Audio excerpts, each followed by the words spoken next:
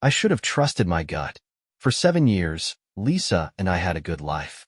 Not perfect, but good. We had our routines, weekend movie nights, long drives with the windows down, quiet mornings sipping coffee together. She was my best friend, the person I trusted more than anyone. We weren't rich, but we were comfortable. I worked in finance, steady 9 to 5, while Lisa did marketing for a local boutique.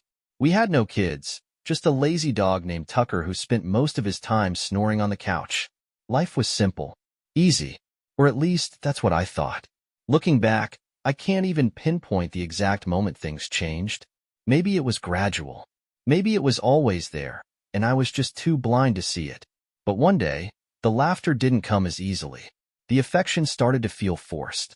The way she kissed me before leaving for work was different. Not longer, not shorter, just less. And then came the gym. Lisa was never the fitness type.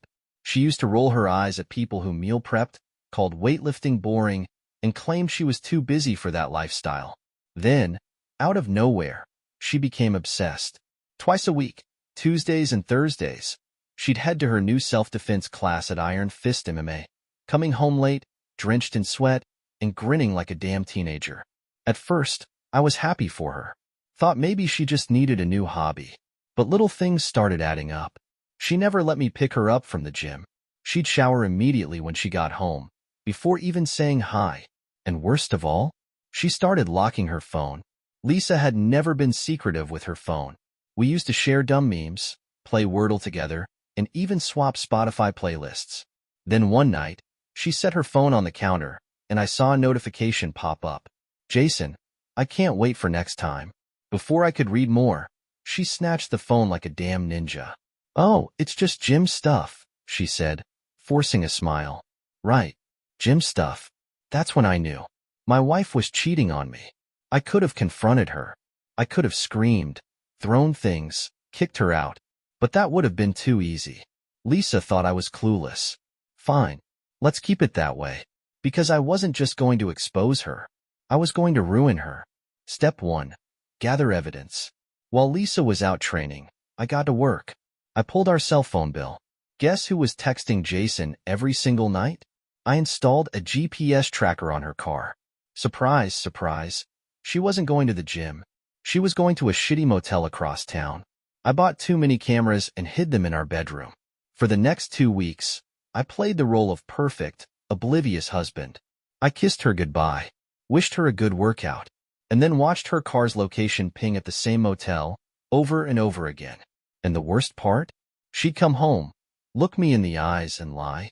Oh babe, I'm so sore from training. Jason really pushed me hard tonight. No shit, Lisa. You were getting railed in a motel room. I needed more. More proof. More leverage. One night, while Lisa was training, I logged into her laptop. She was dumb enough to save her passwords. I opened her messages. And that's when I really lost it. Lisa, God, I love the way you dominate me. Jason, and I love how you beg for it. Lisa, ugh, my husband is so boring in bed. He has no idea what a real man is like. Jason, don't worry, baby. He'll never be me. I saw pictures, videos, everything I needed. At that moment, I had 2 choices. Confront her, scream, and let my emotions take over. Or play the long game and destroy her entire world. I chose option 2. The last piece of the puzzle? Lisa's best friend, Rachel. Rachel had been my ally from the start, always dropping hints when Lisa started acting off. So I invited her over, told her everything. Her jaw hit the floor. Are you serious? Oh yeah, I said, pulling up the texts. Rachel scrolled through them, her face twisting in anger. That fucking bitch, she hissed. Want to help me get revenge? I asked. She smirked. Oh, I've been waiting for this. Lisa has no idea what's coming. She's still sneaking off, still lying to my face, still acting like she's smarter than me. She has no clue that I've downloaded all her messages, videos, and texts, tracked her movements and motel visits, partnered up with Rachel for maximum destruction. And the best part? I'm setting her up for the ultimate humiliation. Because in 2 weeks, Jason is hosting a massive public seminar at his gym. A seminar I insisted on attending. And Lisa? She's going to wish she never set foot in that gym, because I'm about to expose everything. I spent the next week setting up the perfect trap. Lisa still thought I was clueless, sneaking around like she had the world's best poker face, lying straight to mine without a second thought. But every time she kissed me goodbye and told me she was going to the gym, I knew exactly where she was headed. The same rundown motel across town. Room 214. Every single time. I wasn't just collecting proof anymore. I was building the case of a lifetime. I made copies of every message, every call log, every video she and Jason had exchanged. I set up a separate email account, storing everything in a locked folder, then backed it up on a hidden USB drive. She wasn't just going to lose me. She was going to lose everything. Rachel, Lisa's so-called best friend, was eager to help. Hell, she was more pissed than I was. Turns out, Lisa had been talking shit about her, too, calling her desperate, laughing about her failed relationships. The moment Rachel saw the text between Lisa and Jason, she was all in. We had one shot to pull this off, and we were going to make it count. Jason was hosting a huge seminar at his gym that weekend. Iron Fist MMA was promoting it as an exclusive event for elite clients. The gym had been hyping it up for months, claiming it would be the biggest self-defense demonstration in town. Every one of Jason's students would be there. Potential new clients. Even the local news. And me? I was going to be in the front row, watching Lisa's world burn to the ground. The night before the seminar, I made sure she saw me sitting at my desk, acting normal, pretending to go over work emails. She walked up behind me, draping her arms over my shoulders, pressing her lips to my neck like she hadn't just spent the evening getting stretched out by her so-called trainer. "You okay, babe?" she asked sweetly. I forced myself to smile. "Yeah, just busy. What time is your big event tomorrow?" She tensed for half a second. Barely noticeable. "Oh, it starts at noon," she said. "But Jason wants me there early. He thinks I have real potential as an assistant coach." I almost laughed in her face. "That's amazing," I said instead. "I should come watch." She hesitated. "Oh, I mean, you don't have to. It's probably going to be boring for you." I turned my chair, looking her dead in the eyes. "I wouldn't miss it for the world." She gave me that fake-ass smile and kissed me before heading to bed. She probably texted Jason the second she was out of sight, warning him that I'd be there. Like that would change a damn thing. They had no idea what was coming. The next morning, Lisa left early, claiming Jason wanted her there 2 hours before the seminar started. I waited exactly 10 minutes before heading to the gym myself. I wasn't going alone. Rachel was meeting me there, and she wasn't empty-handed. She had a USB drive with every message, every video, every dirty little detail of Lisa's betrayal. But the real fun? That was coming later. When I walked into Iron Fist MMA, the place was already packed. People were stretching, chatting, waiting for the big show to start. Jason was at the front of the room, giving a cocky speech about the importance of self-defense, throwing out phrases like, "Controlling the opponent is key," and "Anticipate their next move." "Oh, buddy, I've been 10 steps ahead of you this whole time." Lisa was standing to the side, acting like she belonged up there, like she wasn't just some pathetic side piece. She saw me and gave a surprised smile, like she hadn't expected me to actually show up. I smiled right back. Jason clapped his hands, calling for everyone's attention. "All right, folks, we're about to start the demonstration. Before we begin, I just want to say a huge thank you to my amazing assistant, Lisa. She's been training with me for months now, and I think she's a natural." Applause. Smiling faces. Cameras rolling. Perfect. I leaned over to Rachel. "Do it." She pulled out her phone, tapped the screen, and suddenly, the massive projector behind Jason flickered to life. The crowd gasped, because instead of a slideshow of self-defense moves, the screen showed Lisa and Jason in that motel room. Multiple angles, multiple nights, multiple positions. Lisa's face drained of color. Jason's smug grin disappeared in an instant. The entire gym fell dead silent. I stood up, loudly. "Oh, shit," I said, acting surprised. "I think we grabbed the wrong training footage." Lisa let out a strangled noise, turning to Jason like he could somehow fix this. The entire audience was whispering. A few people had their phones out, recording the disaster unfold. Jason took a shaky step forward. "Shut it off," he growled. Rachel smirked. "Can't. It's live streaming." Lisa spun toward me, panic in her eyes. You set this up?" I tilted my head. "What's wrong, babe?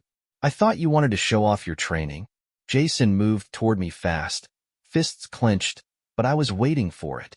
The second he got close, I stepped in, twisted, and slammed my elbow into his throat. He dropped like a fucking rock.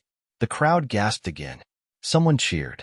Lisa stood there frozen, watching as Jason hit the floor, gasping for air, clutching his neck like the weak little bitch he really was. I leaned down, whispering just loud enough for him to hear. "Lisa said you were the dominant one. You don't look so dominant now, do you?" I stood back up, dusting off my hands like I had just taken out the trash. Lisa was shaking. The audience was still watching. But I wasn't done yet. I reached into my pocket and pulled out a thick envelope. "By the way, Lisa, I had some paperwork drawn up for you." She blinked, confused, as I handed it to her. "What is this?" she whispered. "Eviction notice." Her mouth fell open. "Oh, and since I paid for your car? That's gone too." I pulled out my phone, showing her the towing receipt. Lisa made a strangled noise, flipping through the papers with shaking hands. You can't just do this." I shrugged. "Sure I can. You wanted independence, right? The final cherry on top?" I turned toward Jason, who was still on the floor, barely able to speak. "One more thing, buddy," I said. "I did a little digging. You've been giving private lessons to underage students, haven't you?" His eyes went wide. "Yeah. I found the messages, the receipts, and I made sure to send them to the police before I got here." Jason didn't just lose his gym that day. He lost everything. And Lisa? She was about to find out what rock bottom really looked like. Lisa stood there in complete shock, flipping through the eviction papers with trembling hands. Her face had lost all color, her breathing shallow, like she was on the verge of hyperventilating. The gym was dead silent except for the occasional whisper from the crowd. People were still staring at the screen behind us, frozen in place, watching the images of Lisa and Jason's betrayal on an endless loop. I stepped back, giving her space, not out of kindness, but because I wanted to watch her break. Jason was still on the floor, struggling to get air into his lungs after I dropped him with a single hit. His tough guy act had disappeared. He looked small now, weak, pathetic, like some washed-up fighter who just realized he'd lost the biggest match of his life. Lisa finally tore her eyes away from the eviction notice and turned to me, her voice barely above a whisper. "What have you done?" I laughed. Actually laughed. A real, deep, genuine laugh. Because for months, she had been the one sneaking around, betraying me, thinking she was the smart one, the one in control. And now, standing in the ruins of everything she thought she had, she finally understood. "I did exactly what you did," I said. "I made my own choices, and I did it behind your back, just like you did to me." She took a shaky step forward, reaching out to touch my arm like she was going to beg, like she thought she could still fix this. "Babe, please, we need to." I jerked away, disgusted. "Don't you dare." Her bottom lip trembled, but I wasn't falling for it. Lisa was a liar, a cheat, and right now, she was desperate. Not because she regretted what she did. No. If she had even an ounce of regret, she would have stopped months ago. She was desperate because she got caught. "You don't get to act like the victim here," I said coldly. "You threw everything we had away for this piece of shit on the ground.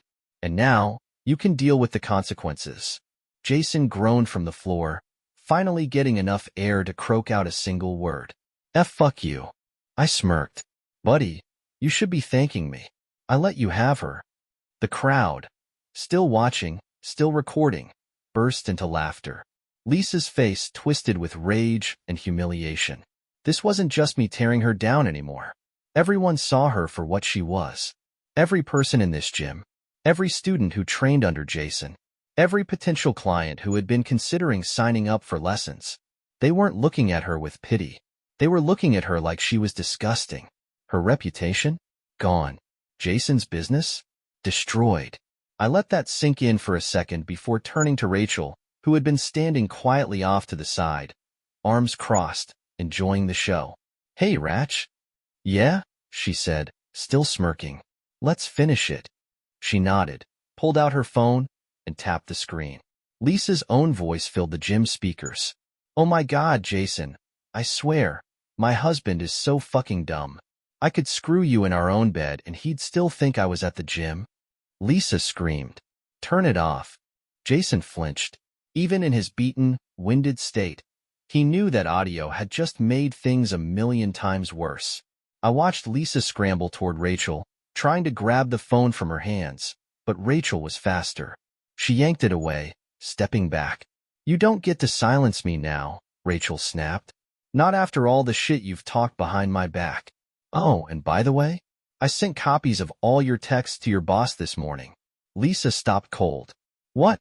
she whispered. Rachel grinned. "That's right, honey. You might want to check your email. You're fired." Lisa's hands were shaking now. She fumbled for her phone, unlocked it, and, just like that, her eyes filled with tears. Because she knew. She had nothing left.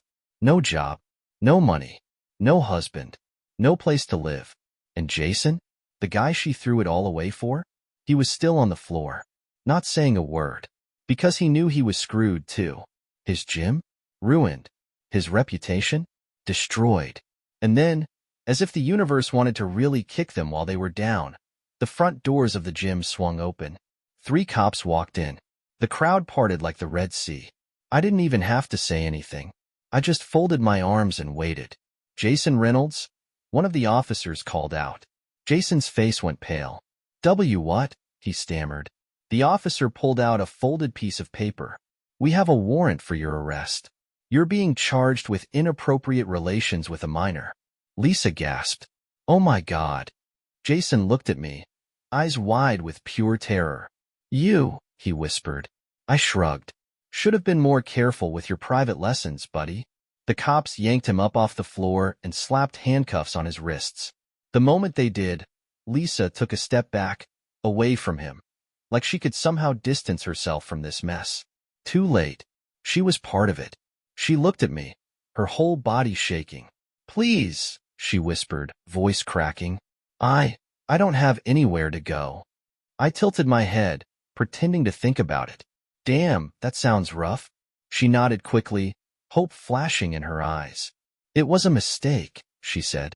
"I never meant for this to happen. I cut her off. "Not my problem." Her mouth fell open. You can't just walk away." I smiled. I already did. I turned around and walked out of the gym, leaving Lisa standing there in the wreckage of her own choices. Behind me, I heard Jason shouting, cursing, trying to fight as the cops dragged him outside. Lisa didn't say another word. She just stood there, watching her entire world crumble. And I never looked back. Lisa didn't come home that night. Not that she had a home to come back to. I had already changed the locks, emptied the bank accounts, and sent a termination notice to the landlord. She could go back to that cheap motel where she had spent so many nights with Jason if she wanted. Or maybe she'd find some other poor bastard to take her in. Either way, it wasn't my problem. I wasn't the fool anymore. I slept like a baby that night. No tossing and turning, no stress. Just the kind of deep, peaceful sleep a man gets when he wins. But in the morning, my phone started buzzing nonstop. Rachel had already warned me that Lisa would start reaching out, begging, threatening, making excuses, so I wasn't surprised when I saw her name flooding my notifications. "Lisa, please, can we talk?" "Lisa, you don't understand. I wasn't thinking straight." "Lisa, I need you. I swear. I never meant to hurt you." Then the tone started shifting. "Lisa, you did this to me. You humiliated me in front of everyone. Do you even know what people are saying?" "Lisa, Jason is in jail. Do you think that's funny?" "Lisa, you ruined my life." I didn't respond. She went quiet for a few hours. Then, a new number started calling. I let it go to voicemail. When I played the message, I had to laugh. It was her mother. "Listen," she said, her voice dripping with fake concern. "Lisa told me everything. I don't know what she did to upset you, but marriage is about forgiveness. I really think you need to be a man and..." Delete. Next, her sister. You humiliated my sister in public like a piece of garbage. You think that makes you a good man? I hope you die alone, you. Delete. Next, her boss. Considering the drama you've caused, I don't think we need to involve Lisa's personal life in her employment. If you'd be willing to. I actually laughed out loud at that one. I texted Rachel. Me, hey, guess what? Her boss just called, trying to get her job back. Rachel, wow, she must be really desperate. Guess she should have thought about that before screwing the world's dumbest personal trainer. Me, think I should respond? Rachel, nah, let her drown. Good advice. I went about my day, feeling lighter than I had in months. I went to the gym, grabbed coffee, even got a new suit. I had spent so long living under a cloud of doubt and stress that I had forgotten what it felt like to just be free. But that peace didn't last long, because later that night, Rachel sent me a screenshot that almost made me choke on my drink. It was from Lisa's social media. She had posted a GoFundMe. The caption read, "I've lost everything. My husband left me, my job betrayed me, and I have nowhere to go. If anyone can help, even just a little, I would be so grateful. Please, I don't know what else to do." There were actual donations. People were commenting, talking about how men are trash, how I was heartless, how Lisa was a victim. Rachel sent another text. Rachel, are you seeing this shit? Me, unbelievable. Rachel, want me to handle it? I didn't even have to ask what she meant. Less than an hour later, Rachel had exposed everything in the comments. Screenshots, call logs, the videos. The pity party was over. Lisa deleted the fundraiser within minutes. But the damage was already done. People had seen the truth. Her family? Silent. Her supporters? Gone. Her last chance at sympathy? Dead. Rachel texted me one last time that night. Rachel, checkmate. Me, damn right. Lisa didn't try to contact me again. She had officially lost everything. And me? I had a date the next night. With Rachel. Rachel showed up at the restaurant wearing a tight black dress, heels that could probably kill a man, and a smile that told me she was enjoying this as much as I was. You clean up nice, she said, sliding into the booth across from me.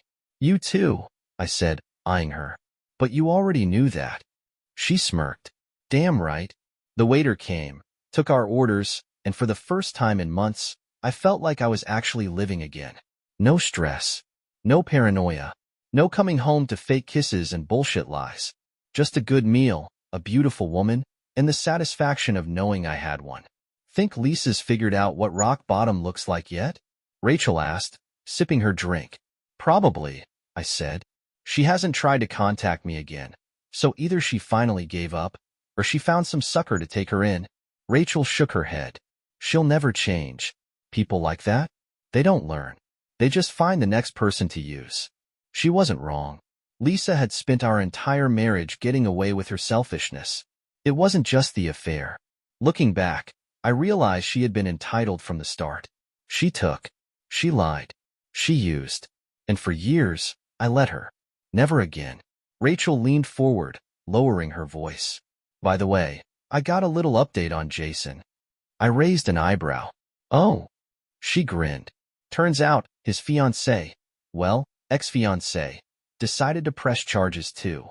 Something about financial fraud, draining her savings account behind her back? She's taking him to court. I laughed. So he's completely screwed. Pretty much. We clinked glasses. And that's when I saw her. Lisa. She was standing outside the restaurant, peering in through the window, looking like absolute shit. Messy hair. Cheap clothes. No makeup. And a face that looked like she hadn't slept in weeks. Her eyes locked onto mine, and for a second, I almost saw something close to hope. Like she thought maybe I would see her like this and feel sorry for her. She took a step forward, and I smiled. Not a warm smile. Not a welcome back smile. A good luck surviving on your own. You cheating bitch smile. Her face crumpled. She turned and walked away. Rachel glanced over her shoulder. Was that? Yep, I said, leaning back satisfied. Lisa had officially seen what moving on looked like, and it didn't include her. I picked up my drink, took a sip, and grinned. Checkmate. But what happened after will shock you. Lisa wasn't done with me. I should have known.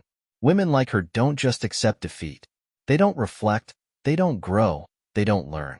They just look for a way to claw their way back, or, when that fails, burn everything down on their way out. At first, I thought that moment outside the restaurant was the last I'd ever see of her. When she walked away, I figured that was it. She'd disappear, find some new poor bastard to manipulate, and leave me in peace. But I underestimated just how much she hated losing. I noticed the car first. A shitty old Honda, the kind you'd expect some broke college kid to be driving. I wouldn't have thought much of it, except I saw it twice in one day. First, outside my office.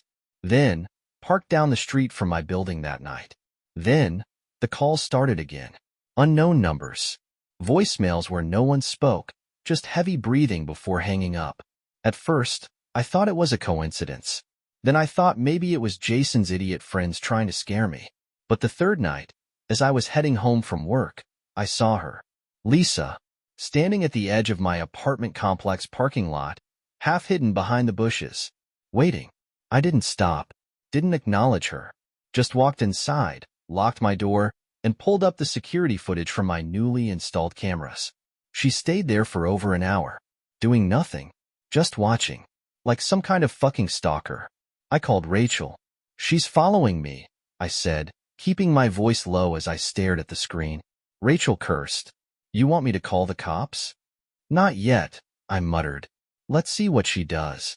Because deep down, I knew Lisa wasn't done. She wasn't here to beg. She wasn't here to fix things. She was here to punish me. And she got her chance the next night. I was walking home from the grocery store, a couple of bags in hand, when I heard the footsteps, quick, heavy, coming fast from behind. Before I could turn, something slammed into my back. A full body tackle. I hit the pavement hard, groceries flying, my hands scraping against the asphalt as I caught myself. And then I heard her. You think you can humiliate me? Lisa's voice was pure rage.